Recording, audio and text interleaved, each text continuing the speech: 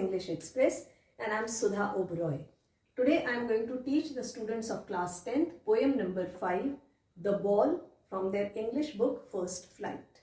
I'm going to explain you in detail each and every stanza, and also I will explain you literary devices.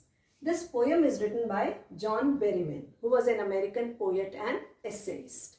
He was famous for Dream Songs, which he had written in 1869. It is a sequence of 385 songs, and he won Pulitzer Prize for it. Now, in this ball poem, he tells us that joys and sorrows are part and parcel of our lives. Now, this poem is about a ball. Ball is an object with which children play. It is a priceless possession for them. And the poet has very beautifully symbolized ball with childhood. Childhood is a phase of life. And this phase of life, when passes away, then the child enters into adulthood. So losing of ball is losing childhood for the child. Now let us understand stanza 1. What is the boy who has lost his ball? What is he to do? Now the poet says that a small boy was playing with a ball. Now he has lost his ball, and now what is he going to do? So the poet is waiting for the reaction of the child.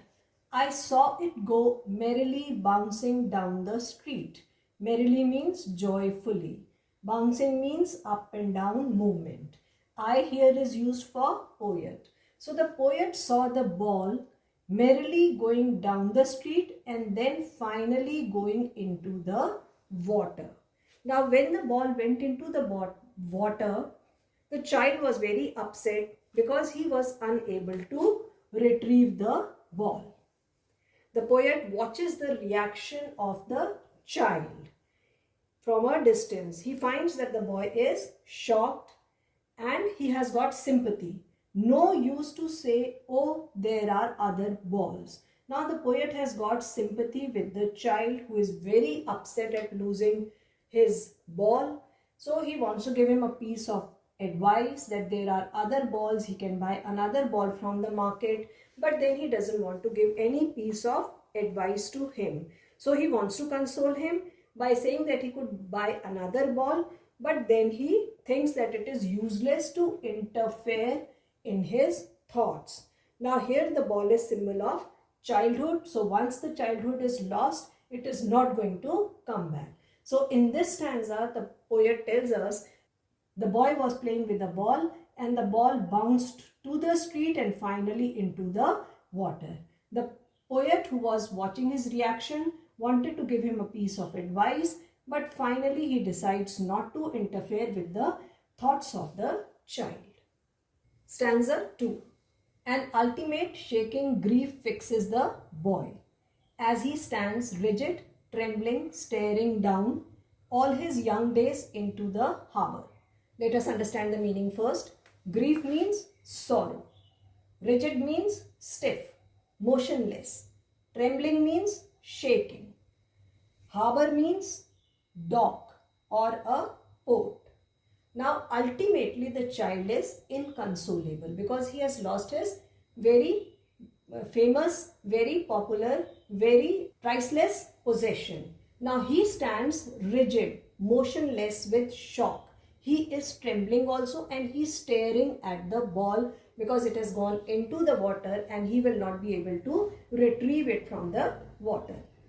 Now with the ball, the child's childhood has also got lost. So the child is upset because his childhood memories have gone down with the ball. His ball went, I would not intrude on him. Now once again, the poet who is watching, he watches that his ball has gone into the water. I would not intrude. Intrude means interfere. So the poet doesn't want to interfere in the matters of the child. A dime, another ball is worthless. Now if he would have interfered, he could have told that it is a very petty thing, can be bought with a small amount also, and you can buy another ball from the market which will be a similar ball. But he doesn't want to say anything because he wants him to learn that in life, someday we are going to lose things because things are materialistic and they get lost or they get destroyed. Sometimes we lose our near and dear ones also, but the child will have to understand on his own that things are to be lost. Near and dear ones also sometimes get separated. So the poet wants him to learn about harsh realities of life from his experience. So he doesn't want to give him any piece of advice. So the piece of advice he could have given him was that it can be bought with a small amount, but he doesn't want to give him because he wants him to learn from his experience the harsh realities of life. Stanza 3. Now he senses his first responsibility in a world of possession. People will take balls, balls will be lost always. Now let us understand one thing here. Children, when somebody loses something or gets separated, he grieves for some time. He feels very sad, but gradually he overcomes grief. Now here the child also is going to sense his responsibility.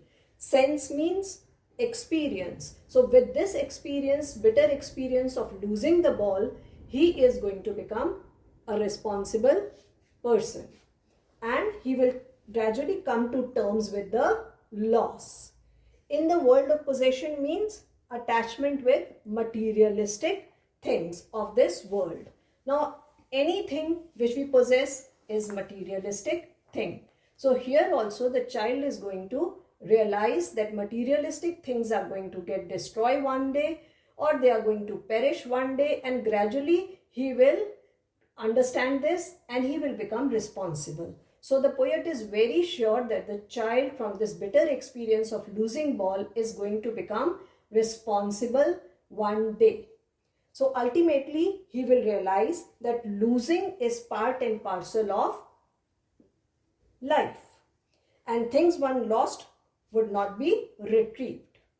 And no one buys a ball back, money is external. So he has beautifully compared the things with money. We say we can buy everything with money, but children, we cannot buy everything with money. We can buy identical things, but the thing which we have lost cannot be replaced with money. So even money will not be able to retrieve the lost thing, though he will be able to replace it with an identical one. So money also becomes useless here when we want the similar thing which we have lost.